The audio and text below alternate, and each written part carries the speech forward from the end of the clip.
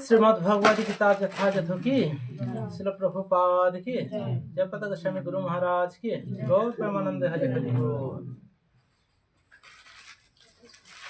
আজকে হবে শ্রীমদ্ ভগবদ গীতা যথাযথ ত্রয়োদশ অধ্যায় প্রকৃতি পুরুষ বিবেক যোগ শ্লোক নাম্বার 19।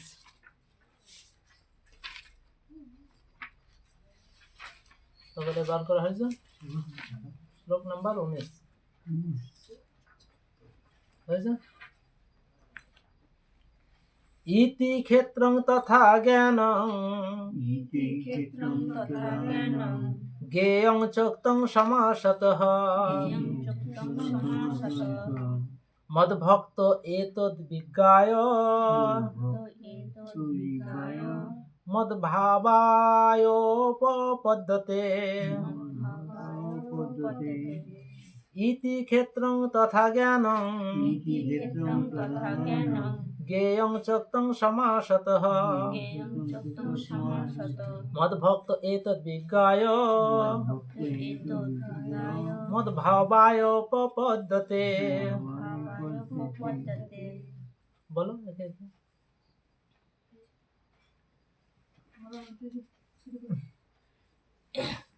ইতি ক্ষেত্রং তথা জ্ঞানং জ্ঞেয়ং চোক্তং সমাসতঃ মদ্ভক্ত এতদ্বিজ্ঞায় মদ্ভাবায়োপপদ্যতে। পরের জন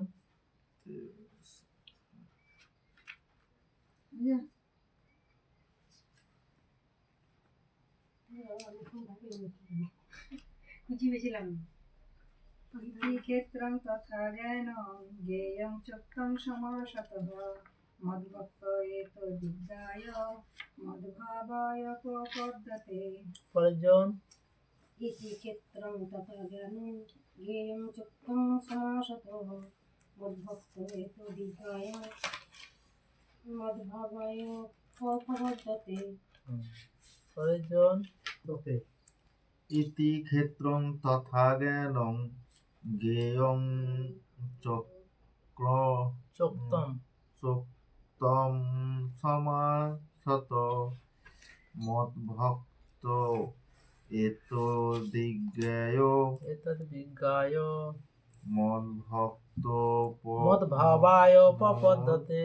মদ্ভাবায়োপপদ্যতে। আর বাকি থাকলো শিক্ষা মাতা যা বরুণ প্রভু, তোমরা আরেকবার বলো। ইতি ক্ষেত্রং তথা জ্ঞানং জ্ঞেয়ং চোক্তং সমাসতঃ মদ্ভক্ত এতদ্বিজ্ঞায় মদ্ভাবায়োপপদ্যতে। অনুবাদ বলো, এভাবেই ক্ষেত্র জ্ঞান ও জ্ঞেয় এই তিনটি তত্ত্ব সংক্ষেপে বলা হলো।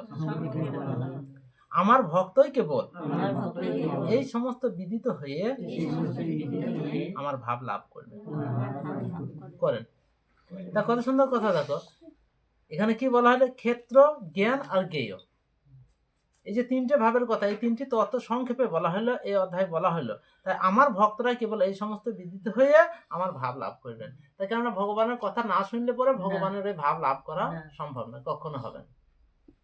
তাৎপর্য, ভগবান এখানে ক্ষেত্র বা শরীরকে বুঝিয়েছেন, জ্ঞান ও জ্ঞেয় এই তিনটি তত্ত্বের সংক্ষিপ্ত সার বর্ণনা করেছেন। এই জ্ঞান হচ্ছে তিনটি বিষয়ের জ্ঞাতা, জ্ঞাতব্য ও জ্ঞান আহরণের পন্থা। যুক্তভাবে এদের বলা হয় বিজ্ঞান। ভগবানের অনন্য ভক্ত সরাসরিভাবে শুদ্ধ জ্ঞান উপলব্ধি করতে পারেন। যারা ভগবানের অনন্য ভক্ত তারা এই শুদ্ধ জ্ঞানটা সরাসরি উপলব্ধি করতে পারেন, কিন্তু অন্যদের পক্ষে এই জ্ঞান লাভ করা সম্ভব নয়। যারা ভক্ত নয় তাদের পক্ষে এই জ্ঞান লাভ করা সম্ভব নয়। অদ্বৈতবাদীরা বলে থাকেন যে পরম স্তরে এই তিনটি বিষয় এক হয়ে যায়, কিন্তু ভগবত ভক্তরা সেই কথা স্বীকার করেন না। জ্ঞান এবং জ্ঞানের বিকাশের অর্থ হচ্ছে কৃষ্ণ ভাবনামৃতের আলোকে নিজেকে উপলব্ধি করা, এটা হচ্ছে যথার্থ জ্ঞান। তাই জ্ঞানী কে? কেউ যদি কৃষ্ণ ভাবনায় ভাবিত হয়ে নিজেকে সেই ভাবনায় ভাবিত হয়ে কৃষ্ণ সেবা করছেন, তার মানে সে আলোয় আলোকিত হয়েছেন, তার যথার্থ জ্ঞান হয়েছে। তা আমরা জড় চেতনার দ্বারা পরিচালিত হচ্ছে, কিন্তু আমরা যখনই আমাদের সমস্ত চেতনা কৃষ্ণোন্মুখী করে তুলি এবং শ্রীকৃষ্ণকে সর্বকারণের পরম কারণ রূপে উপলব্ধি করতে পারি, তখনই আমরা যথার্থ জ্ঞান প্রাপ্ত হয়। যথার্থ জ্ঞানী কে? যিনি কৃষ্ণ সেবা করেন। পক্ষান্তরে বলা যায় জ্ঞান হচ্ছে যথার্থভাবে ভগবত ভক্তি উপলব্ধি করার প্রারম্ভিক স্তর। এই ভগবত ভক্তি উপলব্ধি করা এটা প্রারম্ভিক স্তর, এটা হচ্ছে জ্ঞান। পঞ্চদশ অধ্যায়ে এই বিষয়টি খুব পরিষ্কারভাবে ব্যাখ্যা করা হবে। পরের স্ট্যান্ডার একজন কেউ বলো। আর সব ভক্তদের কাছে ভগবত গীতা অত্যন্ত প্রয়োজনীয়। এই গীতার জ্ঞানটা অত্যন্ত প্রয়োজনীয় সমস্ত ভক্তদের কাছে। তারাই পরম লক্ষ্য পরমেশ্বর শ্রীকৃষ্ণের ভাব লাভ করতে পারেন। তাই কৃষ্ণের ভাব লাভ করতে হবে। কৃষ্ণর ভাব যখন লাভ হবে তাকে বৈষ্ণব বলা হয়। বিষ্ণুর গুণ সমন্বিত তাকেই তো বৈষ্ণব বলা হয়। বৈষ্ণব সাইলে বৈষ্ণব হবে না, সে বৈষ্ণব ভাব আনতে হবে। তাই অন্যভাবে বলতে গেলে আর কেউ নয়, কেবলমাত্র ভক্তজনেরাই ভগবত গীতা বুঝতে পারেন। কেবল ভক্তরাই বুঝতে পারবে, অন্য কেউ বুঝতে পারবে এবং বাঞ্ছিত ফল লাভ করতে পারেন। তারাই ভক্তরাই এর ফল লাভ করতে পারবে। আর যারা ভক্ত নয় তারা এ পড়েও কিছু লাভ করতে পারবে না। পরে শ্লোক, প্রকৃতিং পুরুষং চৈব বিদ্যানাদি উভাবপি বিকারাংশ গুণাংশৈব বৃদ্ধি প্রকৃতি সম্ভবান। অনুবাদ হলো, প্রকৃতি ও পুরুষ উভয়ই অনাদি বলে জানবে। তাদের বিকার ও গুণসমূহ প্রকৃতি থেকেই উৎপন্ন বলে জানবে। তাহলে আমাদের মধ্যে যে বিকার হয়, সেই বিকারটা আমাদের প্রকৃতি থেকেই কিন্তু উৎপন্ন হয়েছে, এটা জানতে হবে আমাদের। আর কি, তারা উভয়ই কিন্তু এই যে বলা হয়েছে প্রকৃতি ও পুরুষ উভয়ই অনাদি বলে জানবে। তাই আমরাও কিন্তু অনাদি। আমরা বলতে গেলে আমি যে আত্মা, সেটা হচ্ছে অনাদি। তা সেই অনাদিরই তো অংশ আমি, তাহলে আমিও তো অনাদি। কিন্তু তাদের বিকার, এই যে বিকার হয় ও গুণ সমূহ, প্রকৃতির গুণ অনুসারে আমরা যে গুণে থাকবো, যেরকম কর্ম করে সেই গুণ অনুসারে আমাদের জন্ম হবে। তাই গুণ সমূহ প্রকৃতি থেকে উৎপন্ন বলে জানবে। আমরা এই প্রকৃতিতে এসেছে, এই প্রকৃতিতে যেমনটি কর্ম করে যাব সেরকম আমরা ফল লাভ করতে পারবো। তাৎপর্য একজন বলো। এই অধ্যায়ে প্রদত্ত জ্ঞানের মাধ্যমে দেহ, কর্মক্ষেত্র ও ক্ষেত্রজ্ঞ জীবাত্মা পরমাত্মা উভয়ই সম্বন্ধে জানা যায়। দেহ হচ্ছে কর্মক্ষেত্র এবং তা জড় উপাদান দিয়ে তৈরি। দেহে আবদ্ধ হয়ে কর্মফল ভোগ করছে যে স্বতন্ত্র আত্মা, সেই হচ্ছে পুরুষ বা জীব। জীবাত্মাকে বলা হয় ক্ষেত্রজ্ঞ এবং অপর ক্ষেত্রজ্ঞ হচ্ছেন পরমাত্মা। আমাদের অবশ্য জানতে হবে যে পরমাত্মা ও জীবাত্মা উভয়েই পরম পুরুষ ভগবানের বিভিন্ন প্রকাশ। জীব হচ্ছে তার শক্তি তত্ত্ব এবং পরমাত্মা হচ্ছেন তার সাংস প্রকাশ। হরে কৃষ্ণ। এর কত সুন্দর কথা বুঝতে পারা গেল। আমরা কিন্তু সবাই অনাদি, আদি। কেন, জীবাত্মা সেও ভগবানেরই তো, সেটা হচ্ছে অংশ প্রকাশ, আর পরমাত্মা সাংস প্রকাশ। এটা হচ্ছে পার্থক্য, তারই প্রকাশ। আরেকজন, জড় প্রকৃতি ও জীব উভয়ই নিত্য, অর্থাৎ সৃষ্টির পূর্বেও তাদের অস্তিত্ব ছিল। পরমেশ্বর ভগবানের শক্তি থেকেই জড় প্রকৃতি প্রকাশিত হয়েছে এবং জীবও তেমনই। কিন্তু জীব হচ্ছে ভগবানের উৎকৃষ্ট শক্তি সম্মোহিত। সৃষ্টির পূর্বে তারা উভয়ই ছিল। জড় প্রকৃতি নিহিত ছিল পরমেশ্বরের ভগবানের মহাবিষ্ণুর মধ্যে এবং মহাবিষ্ণু ইচ্ছার ফলে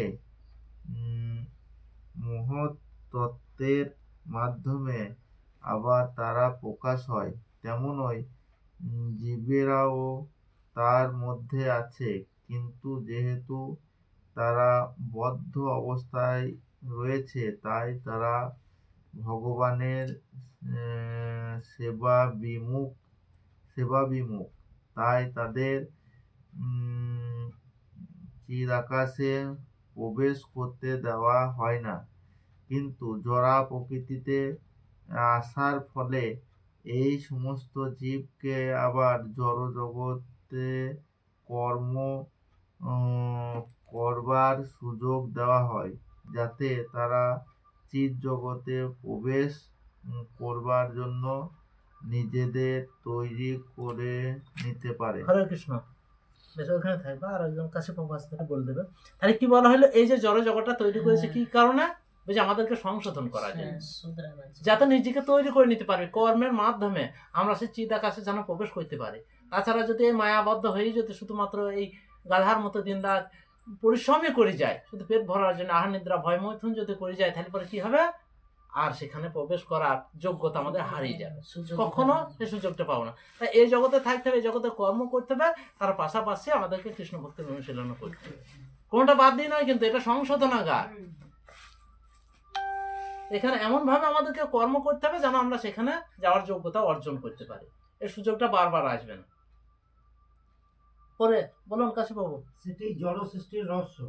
প্রকৃতপক্ষে জীব মূলত ভগবানের চিন্ময় বিভিন্ন অংশ, কিন্তু তার বিদ্রোহী সুলভ স্বভাবের জন্য সে এই জড় প্রকৃতিতে আবদ্ধ হয়ে পড়েছে। ভগবানের উৎকৃষ্ট শক্তিজাত এই সমস্ত জীব যে কিভাবে এই জড় জগতে সংস্পর্শে এলো তা নিয়ে মাথা ঘামাবার কোনো প্রয়োজন নেই। পরমেশ্বর ভগবান অবশ্য জানেন কেন এবং কিভাবে তা ঘটল। শাস্ত্রে ভগবান বলেছেন যে যারা জড় জগতে প্রতি আকৃষ্ট তারা জীবন ধারণের জন্য কঠোর সংগ্রাম করছে। কিন্তু এই কয়েকটি শ্লোকের মাধ্যমে আমাদের নিশ্চিতভাবে জানা উচিত যে জড় প্রকৃতির তিনটি গুণের প্রভাবে সংঘটিত সমস্ত পরিবর্তন জড় প্রকৃতির দ্বারাই পরিচালিত। জীবের সমস্ত রূপান্তর ও বৈচিত্র্য, এই বৈচিত্র্য সবই দৈহিক। আত্মার পরিপ্রেক্ষিতে সমস্ত জীব একই রকম। তাহলে বোঝা গেল। তাই এখানে কত সুন্দর কথা বলেছে, দেখো বলছি এই জড়া প্রকৃতি কি কারণে তৈরি হইলো, কেন এরকম ধ্বংস হয়েছে, কেন এত রোগ ব্যাধি, এত মাথা ঘামাবার কোনো প্রয়োজন নাই। কেননা যার যে যেরকম কর্ম করে তাকে সেরকম ফল ভোগ করতেছে, সেটা ভগবান জানেন, সেই কথা বলেছে। কিন্তু পরম পুরুষোত্তম ভগবান অবশ্যই জানেন, তাই বলেছে। কেন আমাদের আজকে দুঃখ দুর্দশা কষ্ট, সেটা ভগবান পরমেশ্বর ভগবান জানেন, আমরা জানি না। এবং কিভাবে তা ঘটলো সেটাও তিনি জানেন। তাই শাস্ত্রে ভগবান বলেছেন যে যারা জড় জগতের প্রতি আকৃষ্ট, এই জগতের প্রতি আকৃষ্ট, তারা জীবন ধারণের জন্য কঠোর সংগ্রাম করছে, কঠোর লড়াই সংগ্রাম। কিন্তু এই কয়েকটি শ্লোকের মাধ্যমে আমাদের নিশ্চিতভাবে জানা উচিত, তাহলে আমরা এই শ্লোকগুলো কি কারণে পড়বো? আমাদের শ্লোকগুলো পড়ে আমাদের জানা উচিত জড়া প্রকৃতির তিনটি গুণের প্রভাবে যে সমস্ত পরিবর্তন ঘটছে, গুণের প্রভাবে যেসব পরিবর্তন আমাদের মধ্যে ঘটছে, তা সবই জড়া প্রকৃতির দ্বারা পরিচালিত। এই প্রকৃতিতে পড়ে আছে, প্রকৃতি আমাদেরকে পরিচালিত করছেন। তাই জীবের সমস্ত রূপান্তর ও বৈচিত্র্য সবই দৈহিক। আমাদের যা কিছু অভিলাষ সেটা আমাদের দৈহিক, শুধু শরীর নিয়ে চিন্তা আমাদের। তাই আত্মার পরিপ্রেক্ষিতে সমস্ত জীবই একরকম। আমরা যদি আত্মার বিচারে দেখতে যাই, তা সমস্ত জীবই একরকম। তাহলে একটা জীবকে ভালোবাসবো আর একটাকে ভালোবাসবো না, আমি আমার ছেলেটাকে ভালোবাসবো অপরের ছেলেটাকে ভালোবাসবো না, এরকম চিন্তা ভাবনা থাকলে সে কখনো ভক্ত হইতে পারবে না। হিংসা বিদ্রোহ ভাব এটাকে বিরোধিত করা, এই শাস্ত্রের শরণাপন্ন হওয়া। তো এখানে থাক। শ্রীমদ্ ভগবদ গীতা যথা যথা কি, প্রভুপাদ কি, গৌর প্রেমানন্দে হরি।